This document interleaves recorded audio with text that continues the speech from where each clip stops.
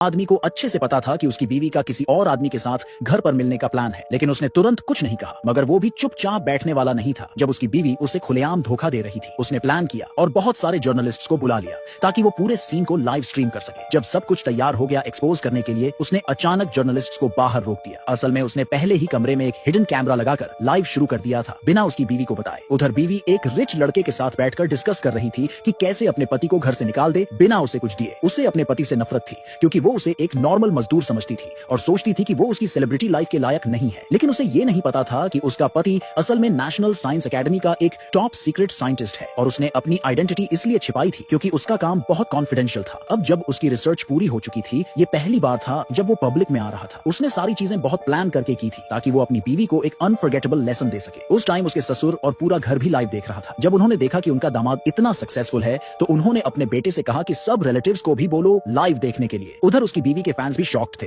कुछ जेलस थे कि उसके जैसा परफेक्ट हस्बैंड किसी को कैसे मिल गया। जैसे जैसे ये पूरा मामला वायरल होता गया और लोग लाइव से जुड़ते गए। जब फाइनली हस्बैंड ने दरवाजा खोला, बीवी शॉक्ड हुई, लेकिन उसने एक्सप्रेशन नहीं बदला क्योंकि उसे अपने बॉयफ्रेंड पर पूरा भरोसा था जो एक बड़े बिजनेस का मालिक का बेटा था। वो लड़की पिजामा में सीढ़ियों से नीचे उतरी, बहुत ही बदतमीज और बिना किसी गिल्ट के। उसके हस्बैंड ने जब उससे सवाल किए तो उसने जीरो रिस्पेक्ट दिखाई। वहीं रिच वाला लड़का बहुत एरोगेंट बनकर सामने आया और सारे जर्नलिस्ट्स को बाहर निकाल दिया। इन दोनों में से किसी को भी अंदाजा नहीं था कि असली बवाल तो अब आने वाला है, क्योंकि गुलाबों के गुलदस्ते में छुपा हुआ एक और कैमरा अभी भी क्वाइटली लाइव चल रहा था। रिच लड़का उस आदमी का मजाक उड़ाने लगा और उसे ककोल्ड कहकर इंसल्ट किया। औरत ने तो हद ही कर दी। उसने अपने पति को थप्पड़ मारा और बोली, हाँ मैंने तुम्हें धोखा दिया है तो क्या। ये पूरा सीन लाइव में आग की तरह फैल गया। जो इमेज उसने सालों में बनाई थी वो एक सेकंड में पूरी तरह से बर्बाद हो गई। उसका बाप इतना गुस्से में आ गया कि उसने अपना फोन जमीन पर फेंक दिया। उसके रियल पिता ने तुरंत अपने बेटे से बोला कि उसे कॉल करो, लेकिन जैसे हर बार वो रिच लड़के से मिलने जाती थी उसने अपना फोन बंद रखा था। उसे लगा सब सेफ है, कोई उसे डिस्टर्ब नहीं करेगा, तो उसने अपना असली चेहरा अपने हस्बैंड के सामने दिखा दिया। लेकिन उसे पता नहीं था